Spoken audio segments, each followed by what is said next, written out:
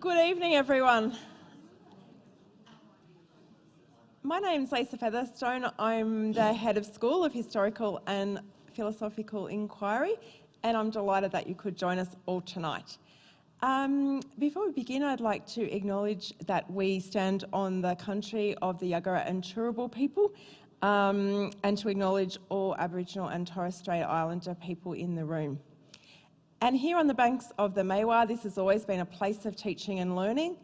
One of my favourite days at UQ, since I've been here for 12 or 13 years now, was when I was taken on a tour of the UQ campus by an Aboriginal elder, and he showed me all of these things that were completely hidden to me, that I'd walked past and never understood or known. And one of those were the native bees. So he takes me over to a drain, what I think is a drain, and where I'm standing there and there's these buzzing things and I'm sort of irritated. And turns out they were native bees, the stingless ones. And then he told me about their importance to our local environment. So not just the cultivation of Indigenous foods, but actually the way the entire ecosystem works. And I think that's emblematic of the generosity of Aboriginal and Torres Strait Islander people in sharing knowledge and culture and sharing their relationship to country on this unceded land. So I'd like to welcome here tonight some special guests. We've got the Executive Dean, Professor Heather Zwicker, down the front, the Associate Dean, Academic Professor Kath Gelber, and the Faculty Executive Manager, David Mayoki. And thank you all, lovely audience, for coming out on a chilly and slightly wet, damp night. We're really in for a treat tonight. We've got our much loved UQ historian, Professor Andrew Bonnell, who's has a particular expertise in modern German history, and I know from students just how much they appreciate his expertise across this area. He has special interests in the history of German social democracy, in European intellectual history, and the history of both fascism and nationalism. And tonight he's presenting on The Empire Strikes Back, and I'll hand over now.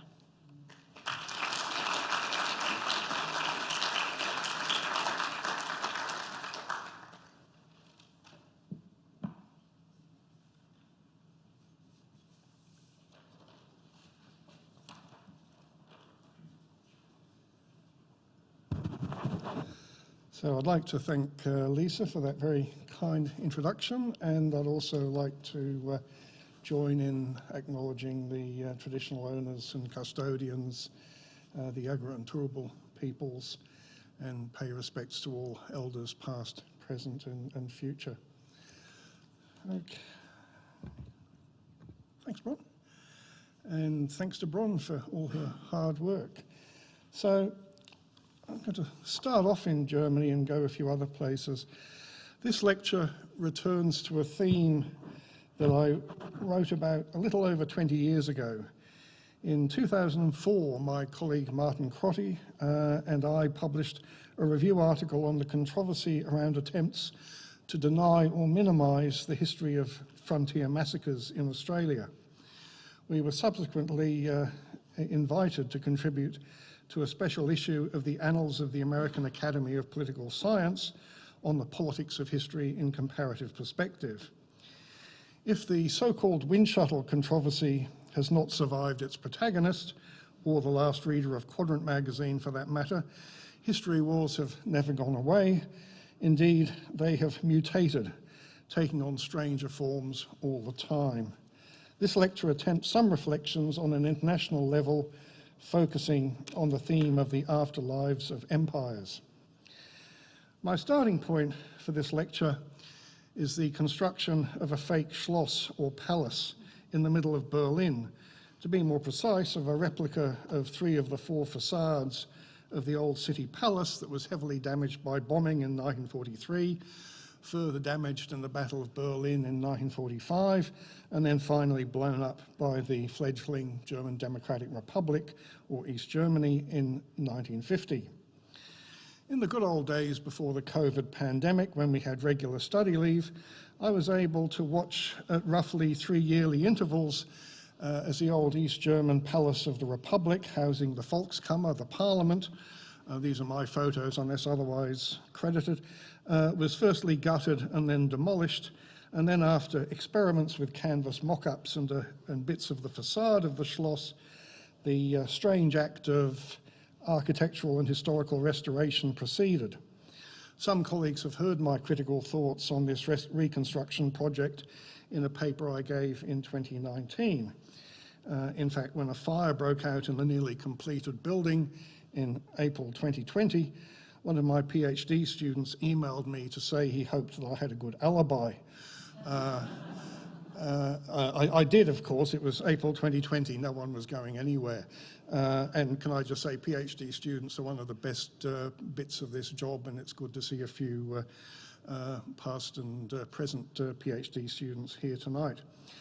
How did it come about that the unlikely project of reconstructing Berlin's city palace of the Prussian Hohenzollern dynasty was realized? A number of factors played a part in this. Memorial fatigue in Berlin, the delegitimation of the built heritage of the German Democratic Republic, the absence of convincing competitor projects, and the existence of a determined and well-organised lobby group of Friends of the Schloss, the only people who really felt strongly about what should go on the empty space after the Palace of the Republic was knocked down. 2 years after the unification of West and East Germany in 1990, an association of friends of the idea of rebuilding the Berlin Schloss was founded. The most active and publicly prominent member of the association was the Hamburg businessman Wilhelm von Bodin. There it is. Wilhelm von Bodin is a scion of a Mecklenburg aristocratic family born in Stargard, Pomerania, near Szczecin in 1942, now in Poland. From an early stage, Bodin was a driven advocate of the rebuilding of the Berlin Schloss. His family business in agricultural machinery went broke in 2004 as Bodin devoted himself wholly to the Schloss project. The association attracted a range of sponsors and supporters from conservative elite circles, although it also came to win some cross-party support when it went to Parliament. A prominent early supporter was the conservative publisher Wolf Jobst Siedler, who was incidentally the publisher of Joachim Fest's monumental Hitler biography in the 1970s, and also published Albert Speer's memoirs. Make of that what you will. Siedler made the hyperbolic statement that von Bodin's association took as its motto, "Other cities have a Schloss. In Berlin, the Schloss was the city." Advocates like Siedler argued strongly that there was a gap in the cityscape of central Berlin and that the surrounding buildings were intended to address the palace. This argument overlooked the fact that the ensemble of the Baroque palace, the Lustgarten, Pleasure Garden Park, the neoclassical Altes Museum, Old Museum, designed by the architect Carl Friedrich Schinkel in the early 19th century, and the rather hideous, heavy historicist pastiche of the Berlin Cathedral, dating from 1905 and the reign of Kaiser Wilhelm II, that not only consisted of contrasting architectural styles, but only existed in that form for just 40 years of Berlin's history. An architectural competition for alternative uses for the former Schlossplatz, the Castle Place, failed to come up with any convincing solutions, despite attracting architects of the caliber of Sir Norman Foster, whose renovation of the Reichstag building was widely acclaimed. It's hard to resist the conclusion that in seeking to return the centre of Berlin to something resembling what it looked like before the First World War, the conservative proponents of a Schloss reconstruction were seeking not just to heal what they claimed was a wound in the architectural cityscape, but were also trying to create an aesthetic equivalent of a healing of German history by erasing the built memory of the 20th century and the two German dictatorships that had left their marks on the city. But the German Empire in its pre-1918 guise, which is really my sort of home period in history, is not an unproblematical object of national identification.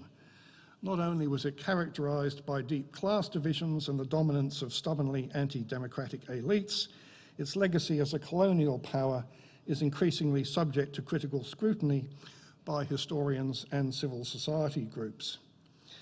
For the supporters of a reconstruction of the Schloss or its facades, the visual effect of the exterior was the principal focus of interest. They cared about the form, less about the function, less about what to put in it. However, a use had to be found for it, given that a return of the Hohenzollern dynasty was hardly to be anticipated, and the project cost around 680 million euros, over $1 billion Australian dollars. The pitch to the German Parliament in 2002, that succeeded in gathering cross-party support, except for the leftist Party of Democratic Socialism, bestowed a kind of humanistic and cosmopolitan fig leaf on the project. It would be a museum for the cultures of the world and a centre for cultural exchange, named after the famous brothers Wilhelm and Alexander von Humboldt, the Humboldt Forum. These were Wilhelm, the political philosopher and founder of Berlin University, and Alexander, the geographer, traveller, naturalist and polymath. The shell of the Schloss could house the collections of the Ethnological Museum and the Museum of East Asian Art. The decision to bring these collections from their previous home to a modern museum, or from a modern museum complex in the outer southwestern suburb of Dahlem to the city centre and its famous Museum Island on the Spree, brought these collections into the spotlight and triggered a debate on the imperial appropriation of cultural patrimony from former colonies.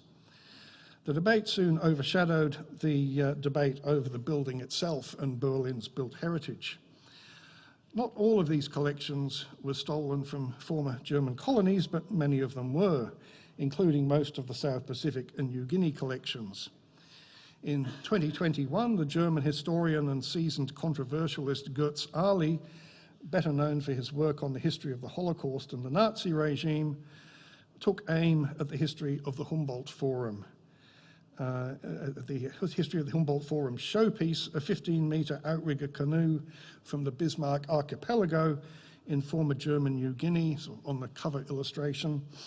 Ali sought to uncover the violence towards and brutal exploitation of indigenous societies that lay behind that vessel's long journey to Berlin. Ali's work has a wider historiographical context. The growing interest in Germany's relatively brief history as a colonial power from 1884 to 1919. In the 1960s and 1970s, only a couple of specialists worked on the German colonial war in Southwest Africa, now Namibia, from 1904 to 1907. One of these historians was in the German Democratic Republic, Horst Drexler. The GDR at that time supported the Namibian liberation movement SWAPO in its guerrilla war against apartheid South Africa, which South Africa still occupied the former German colony under a League of Nations mandate until the end of apartheid. Today, the bibliography of the German war against the Herero and Nama peoples, which is widely regarded now as the first genocide of the 20th century, has a large and growing number of publications. The discussion on the German war in Southwest Africa and the wide critical re-evaluation of German colonial history more broadly has spilled over into the public sphere. On the centennial of the anniversary of the Herero uprising, the then German Minister for Overseas Development, Heidemarie Wieczorek-Zoil, travelled to Windhoek in Namibia to read out an apology on behalf of the German government. It took until 2015, however, for German government representatives to acknowledge that Imperial Germany had committed genocide in Southwest Africa. Talks between Germany and Namibia began in 2021, with Germany offering reparations while avoiding using that term, to the tune of 1.1 billion euros in development aid, but over a 30-year period. This offer hasn't satisfied Namibians, and the matter is still unresolved. Within Germany, the reappraisal of the legacies of German colonialism has resulted in exhibitions, debates over street renaming, and debates over memorials in public places, especially in cities such as Hamburg, which had a strong connection to German maritime expansion. As the Schloss facsimile in Berlin Center neared its completion, descendants of the Prussian Hohenzollern dynasty made a surprising return to the German public sphere. I mean, I, for one, never expected to hear from them again, like revenants from another century. In November 2019, 101 years to the month after the ignominious flight and abdication of Kaiser Wilhelm II and every other German crowned head during the 1918 German Revolution, there were 22 different German monarchs who all abdicated and fled in 1918. The news broke, courtesy of a satirical talk show host, that legal negotiations were underway between German states and the current representative of the Hohenzollern dynasty, one Prince Georg Friedrich of Prussia. Georg Friedrich had been secretly negotiating with the state governments of Berlin and Brandenburg, claiming that the family was entitled to the restitution of several thousands of artistic objects, plus the right to use the Cäcilienhof Palace in Potsdam, possibly among other real estate, for their own purposes. The Hohenzollerns' case rested on a 1994 post-unification law regulating the restitution of property confiscated during the Soviet occupation of Eastern Germany from 1945 to 49, which declared confiscations unlawful except, that is, the confiscations under Soviet command, these were unlawful except in cases where the former owners had rendered significant support to the Nazi Party. The Hohenzollerns commissioned expert reports from friendly historians, including the Australian-born 22nd Regius Professor of History at the University of Cambridge, Christopher Clark, to challenge the allegation that they had done so, that they had rendered important support to the Nazis.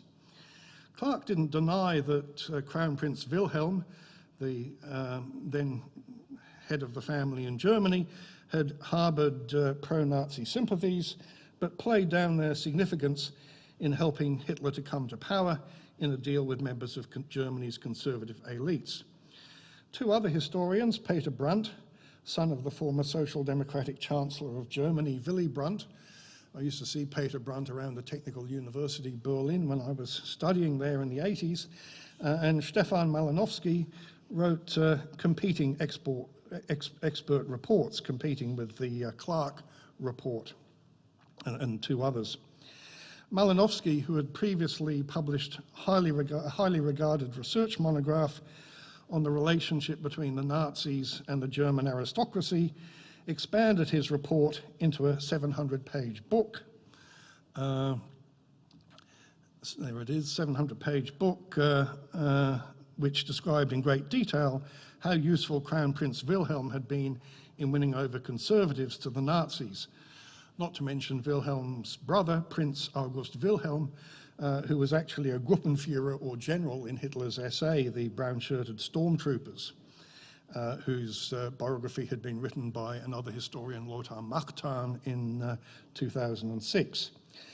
Clark subsequently distanced himself from some of his findings in his report in the light of the new evidence. Malinowski's researchers provided some welcome historical clarification, but Prince Georg Friedrich persisted with his claims, unleashing a veritable blizzard of litigation against historians and media commentators who criticised the Hohenzollerns' claims.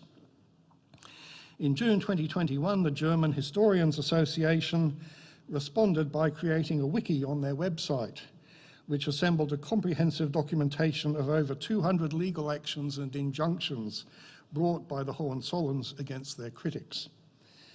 To the disappointment of many of these critics, in 2025, just last year, the German federal government reached a settlement with the Hohenzollerns, which resulted in the creation of a foundation to administer some of the cultural patrimony of the former rulers of Prussia and the Reich, with the family represented on the board, and a payment of 22 million euros worth of objets d'art being restored to the Hohenzollerns. Objects like this snuff box belonging to Frederick the Great. There are a few of them in the collection. The French, turning to France, the French famously overthrew their monarchy in no fewer than 3 times, in 1792, 1830 and 1848, although admittedly in 1848 it was a different branch of the family. But the colonial history of the French was vastly more extensive and longer than that of the Germans, and public treatment of that French colonial history continues to generate controversies. In February 2005, the French Legislative Assembly, then controlled by the centre-right coalition under President Jacques Chirac, passed a law that was intended to recognise the services to France and the sacrifices made by repatriated French citizens in the former colonies, including Algeria, Morocco, Tunisia, and French Indochina. Paragraph 4 of this law, reportedly inserted into the bill at a late stage of its passage through the Assembly at the instigation of a group of deputies on the right flank of Chirac's Gaullist party, the UMP. Sorry, that's a bit faint to read on this screen, but the paragraph 4 enjoined universities to accord the history of the French presence overseas, especially in North Africa, the place it deserved, in their research programs, and it went on to require schools to give particular recognition to, quote, the positive role of the French presence overseas, especially in North Africa. So schools were obliged to teach the positive role of French colonialism, especially in North Africa. The law of the 23rd of February 2005 stirred up a wave of vigorous protests. The parties of the left supported a protest petition that attracted some 180,000 signatures by the end of the year. Protests came not only from representatives of migrant groups who were outraged by the attempt to whitewash France's colonialist history, but also from prominent historians who joined another petition signed by 1,000 intellectuals and media personalities. The petition stated, among other things, in retaining only the positive aspects of colonialism, this law imposes an official lie on massacres that at times went as far as genocide, on the slave trade, and on the racism that France has inherited today. Coincidentally, there were also 3 weeks of rioting in Paris suburbs in November 2005, which highlighted tensions between the authorities and youth of immigrant background. On New Year's Day 2006, Jacques Chirac announced to journalists that the law would be rewritten, stating it is not up to the law to write history. Chirac also promised an official commemoration of the history of slavery in the French Empire. Despite calls to scrap the law of 23rd February 2005 altogether, it was amended rather than being repealed, with the sentence calling on schools to teach the positive role of French colonialism being removed. So the law is actually still in force, but with that sentence removed. The law of 23rd of February 2005 came into being against the backdrop of renewed critical scrutiny of France's colonial past during the preceding few years, from about 2000 on, so about 40 years after the Algerian War. This included events such as the admission of a former French general in Algeria, General Paul Oussares, in media interviews in 2001 that he had practiced torture against members of the Algerian nationalist FLN during the conflict. After the war in Algeria, incidentally, Oussares was an advisor on counterinsurgency and torture to several South American dictatorships. In 2002, Chirac unveiled a memorial to the French war dead in Algeria and Morocco and Tunisia on the Quai Branly in Paris, and there it is, fairly simple modernist monument. which stimulated further debate. In 2001, to commemorate a massacre of Algerian protesters by Paris police at the Pont Saint-Michel, exactly 40 years previously, the casualty figures vary. Some historians claim up to 200 killed. The authorities admitted to far fewer deaths than that. The graffiti from 1961 says, this is where Algerians are drowned on the bridge. 40 years afterwards, a simple plaque was set up, which was somewhat augmented in 2019 by the mayor of Paris. To add a layer to this belated reckoning with history, the police official, the prefect of police who had command and responsibility for the 1961 massacre, Maurice Papon, had in the meantime been convicted of complicity in crimes against humanity in 1998 for his collaboration with the SS in the deportation of French Jews to extermination camps during his time as an official in the Vichy regime. France's colonial past thus intersected with what historian Henri Rousseau has called the Vichy syndrome. So another sort of difficult past for France. French historians have joined their international colleagues in increasingly embracing transnational and global history and in subjecting the nation's colonial past to increasingly critical scrutiny. Perhaps the most conspicuous example of this approach is a collective work edited by a team under the direction of Patrick Boucheron, entitled Global History of France, which seeks to present French history in the context of world history, first published in 2017. The book was greeted with a hostile reception by conservative intellectuals and right-wing politicians alike. However, despite weighing in at over 1,000 pages, admittedly in short, bite-sized chapters, the book has been an enormous publishing success, selling 215,000 copies by 2025. Its publisher, Éditions du Seul, one of the leading French publishers, especially in scholarly works, also published a major compendium of current work on the history of French colonialism, Colonisation, notre histoire, Colonizations, our history, in 2023, drawing on the work of over 250 scholars and seeking to depict the history from the perspective of both colonizers and the colonized. One academic commentator on the volume, Rose Ndeng, a Cameroonian historian of Cameroonian origin working in Canada, observed the spectre of an unpaid debt is haunting French culture and saturating public debate. The imperial past has cast at least as large a shadow over British history as it has over French. In the case of Britain too, there has been a considerable expansion of critical historiography on the history of colonialism and the related history of slavery in connection with capitalism in the British Empire. This research has experienced both significant public resonance, partly through popularizations, and has also encountered a conservative backlash, including from some historians.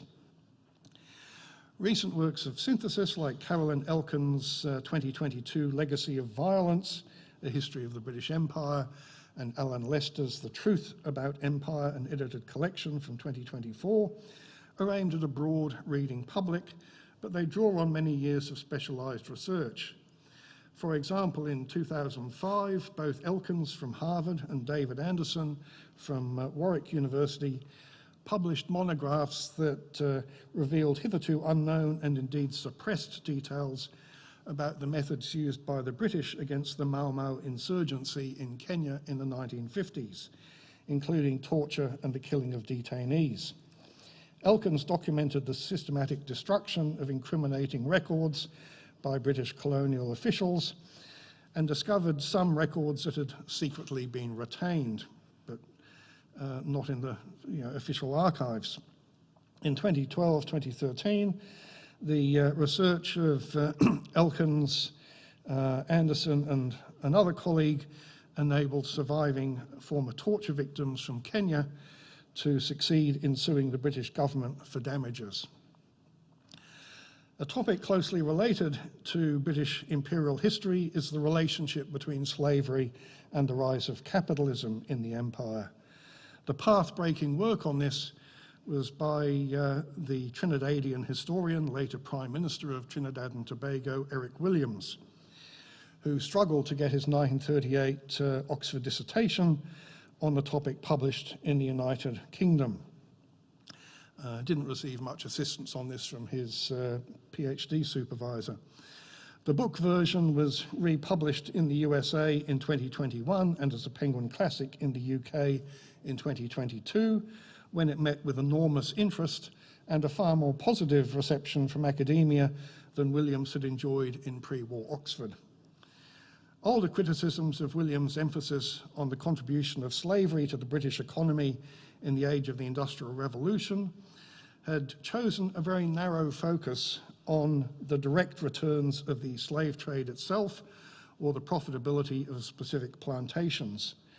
A more broadly conceived analysis, for example, that of the eminent economic historians Maxine Berg and Pat Hudson, takes into account the value of the commodity trade that relied on slave labour and the capital flows that were generated by that trade. Berg and Hudson argue that the role played by slave labour in the Atlantic economy, and specifically in the British economy, had a lasting impact on British imperial and post-imperial economy and society.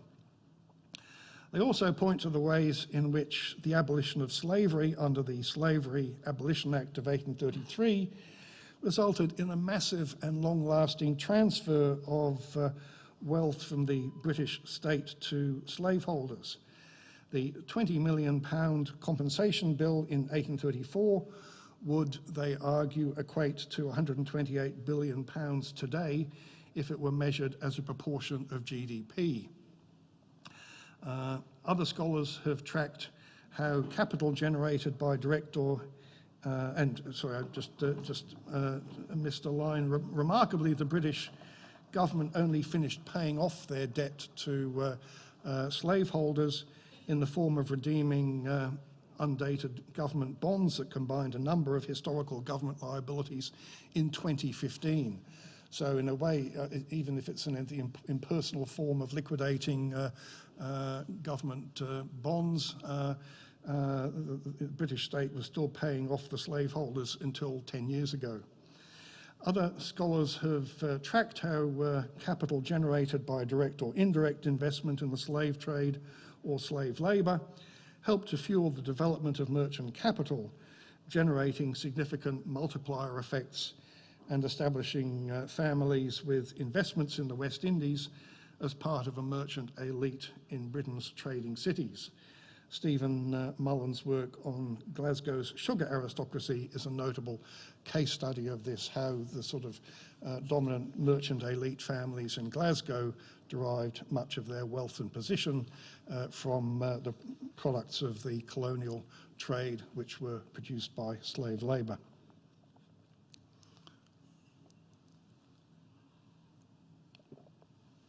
The new scholarship on the history of the British Empire and slavery and its wider dissemination through popular histories has influenced protest movements calling for reparations for the victims of slavery and has also provoked the toppling of some statues.